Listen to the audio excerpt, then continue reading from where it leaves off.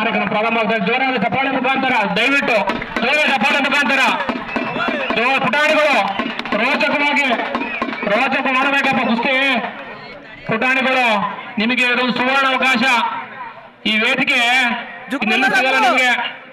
ಹಂಗಾಗಿ ರೋಚಕವಾದ ವೇದಿಕೆ ಸಿಕ್ಕಿದೆ ನಿಮಗೆ.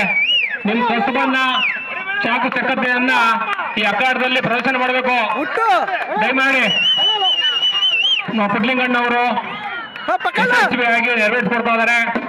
ಮತ್ತು ವಿಶೇಷವಾಗಿ ಪೈಲವಾನ್ಗಳು ಹೇಳ್ತಿದ್ದೇನೆ, ತೀರ್ಪುಗಾರರ ತೀರ್ಮಾನ ಅಂತಿಮ.